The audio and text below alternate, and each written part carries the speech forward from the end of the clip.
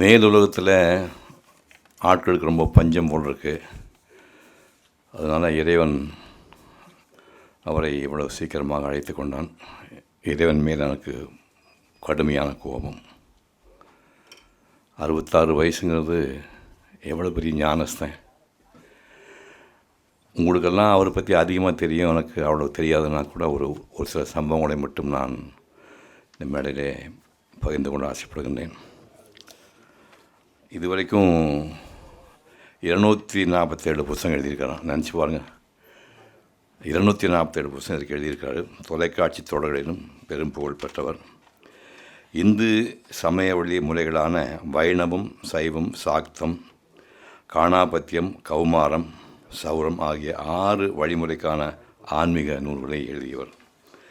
தினமலரில் வெளியான இவரின் கிருஷ்ணஜாலம், வரதா வரம்தா, கடவுளை கண்டவர்கள் போன்ற நூல்கள் பெருத்த வரவேற்பை பெற்றன. வியாசர் பாரதத்தின் மூலத்திலிருந்து இந்த நூலுக்கான பாத்திரங்களையும் சம்பவங்களையும் நுணுக்கமாக கண்டறிந்து எழுதியவர். இந்த மதுரைக்காரருக்கு எழுத்தும் ஆன்மீக சொற்பொழிவும் அடையாளம். 2014 ஆகஸ்ட் 27 மகள் ஐஸ்வர்யா கார்த்திக் திருமணத்திற்கு நான் மதுரை சென்று கலந்து கொண்டேன். என் மகாபாரத உரையை மதுரையிலே நான் திரையிட்ட போது பேராசிரியர் சாலமன் பாப்பையா அவர்களோடு அவரும் வந்து பார்த்து சால்வை போற்றி பாராட்டினார். எனது திருக்குறள் உரையை எஸ்பி முத்துராமன் அவர்கள் சுபவீர பாண்டியனோடு என் இல்லம் வந்து பார்த்து வாழ்த்தினார். மெய்யழகன் பார்த்து விட்டு கார்த்திக்கு ஒரு உருக்கமான கடிதம் ஒன்று அனுப்பினார்.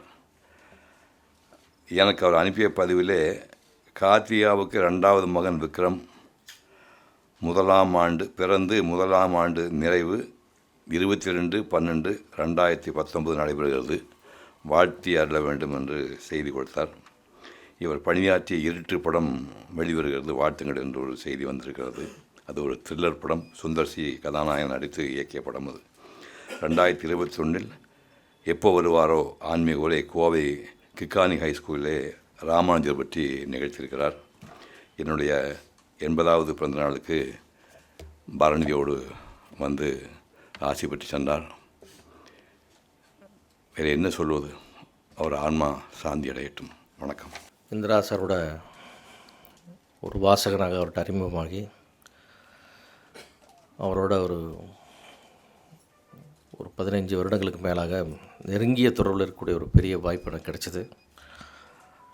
என்னை பொறுத்தவரைக்கும் என்னுடைய ஒரு ஆன்மீக குரு, ஒரு வழிகாட்டி, ஆலோசகர், நண்பர் எல்லாமே எனக்கு இருந்தார். அவர் எந்த விஷயம்னாலும் என்ன கஷ்டம்னாலும் அவருக்கு ஒரு ஃபோன் பண்ணி பேசினா தளராமல் ஒரு 1/2 மணி நேரம் பேசி அதுக்கு ஒரு விளக்கம் கொடுத்து நம்மளை அந்த பிரச்சனையிலேருந்து வெளியே எடுத்துகிட்டு வந்துடுவார். ஒரு சந்தோஷனாலும் அவர்கிட்ட நான் பேசுவேன், ஒரு கஷ்டம்னாலும் அவர்கிட்ட பேசுவேன். எல்லா இடத்துலையும் வந்து சொல்லுவார். அதனால் அவர் போகிற இடத்துல எல்லாமே எந்த இடத்துலையும் நிறைய இடத்துல என்னை ரெஃபர் பண்ணி பேசிட்டு வருவார்.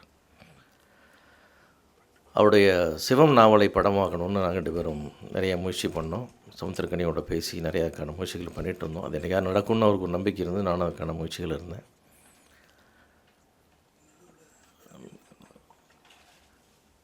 சில பேருக்கு மட்டும்தான் நமக்கு வந்து ஒரு ஃபீல் இருக்கும், இவங்களை வந்து என்ன ஒரு குறையே இல்லாத மனிதர்களாக இப்படி இருக்கிறது அப்படின்னு சொல்லி அவரை பார்த்தா எனக்கு ஒரு வியப்பாக இருக்கும். நான் பாலச்சந்தர் சார் அவர்களோட பழகும்போது அந்த வியப்பு எனக்கு இருந்துச்சு. இப்படி குறையே இல்லாத ஒரு நிறைவான ஒரு மனிதரா அப்படின்னு ஒரு ஆச்சரியத்தோடு பார்ப்பேன் அவரை. அந்த மாதிரி தான் நான் இந்திரா சாரை பார்ப்பேன். எந்த காலகட்டத்திலையும் அவர் மேலே நம்ம ஒரு சிறு தவறு கூட காண முடியாத ஒரு அற்புதமான மனிதராக எனக்கு அப்படியே ஒரு வழிகாட்டியாக இருந்தார். ஒரு மதுரை கூட்டிகிட்டு போய் ஒரு நாள் ஒரு சிவராத்திரியில் விடிய வரைக்கும் 5 பூஜைகள் எப்படி போகணும்னு எனக்கு விடிய வரைக்கும் கூடவே வந்து ஒரு 5 தரிசனங்களுக்கு என்னை கூப்பிட்டு போய் காமிச்சார். இந்த மாதிரி நிறைய ஆன்மீக விஷயங்கள், நிறைய விஷயங்கள் எவ்வளோ சொன்னான்னு தெரியாது எனக்கு. அவ்வளவு தூரம் வந்து அவர் சொன்னதையே எனக்கு வாழ்க்கை பூரா போதுன்ற அளவுக்கு அவ்வளவு படிப்பணிகளையும் அறிவுரைகளையும் எனக்கு நிறையா கொடுத்துருக்காரு.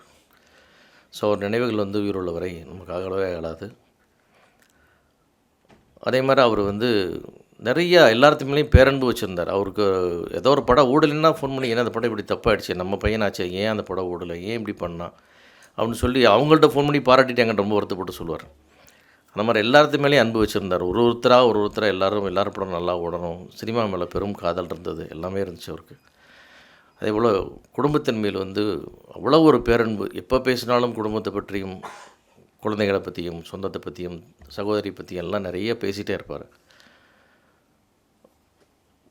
அந்த மாதிரி வந்து அவருக்கு அவர் வீட்டில் போய் பலமுறை அவருடைய துணைவியாரோட கையால் சாப்பிட்ற பல அனுபவம் நமக்கு கிடைச்சிது. அப்படி ஒரு பேரன்பான குடும்பம், ஒரு அருமையான குடும்பம். நம்ம அவர் இல்லாமல் நம்ம தடுமாறுறதெல்லாம் தாண்டி அவங்க எப்படி அதை எடுத்துக்க போகிறாங்க, எப்படி வாழ போகிறாங்கன்னு யோசிச்ச உண்மையாலுமே எனக்கு ரொம்ப ஒரு பயமான விஷயமா இருக்கு. அவருடைய துணைவியார் நினச்சா அவருக்கு வந்து கடவுள் எல்லா விதமான சக்தியும் கொடுத்து அவரை மீண்டும் இன்னும் அவருடைய பேர குழந்தைகளோடு நீண்ட நாள் வாழ்கிறதுக்கு கடவுள் அவருக்கு அருள் செய்யணும், தைரியம் கொடுக்கணும்னு எல்லோரும் சார்பில் வேண்டிக்கிறேன். இந்திரா சார் த கிரேட், ஒரு மறக்க முடியாத மனிதர், நண்பர். இந்திராவுடைய மரணம் நான் இன்னும் நம்பலை. கைலாசத்தினுடைய மரணம் அதற்கு பிறகு என்னை ரொம்ப பாதித்தது இந்திராவுடையது. இன்றைக்கி என்னோடய ஃபோனில் கைலாசத்தினுடைய நம்பர் இருக்க மாதிரி இந்திராவுடைய நம்பர் இன்றைக்கும் இருக்கும். என்னைக்காக ஒரு நாள் அந்த நம்பர்லேருந்து ஒரு கால் வரும், என்ன சார் அப்படின்னு ஒரு குரல் கேட்கும் அப்படின்ற நம்பிக்கையிலே இருக்கேன். இந்திராவோட என்னுடைய அறிமுகம் எல்லாருக்கும் தெரியும், மர்மதேசம். ஆனால் மர்மதேசத்துக்கு அப்போ தான் அவரை முதல் முறையாக நான் சந்திக்கிறேன். மதுரையில் ஒரு ஹோட்டலில் வச்சு சந்தித்தோம். பரஸ்பரம் இல்லாத இருவர் சந்திக்கும்போது ஏற்படக்கூடிய எல்லா சந்தேகங்களோடும் அதற்கு பிறகு எங்களுடைய நட்பு வந்து ஒரு 3 நாள்லேயே வந்து மிகப்பெரிய நட்பாக வளர்ந்தது.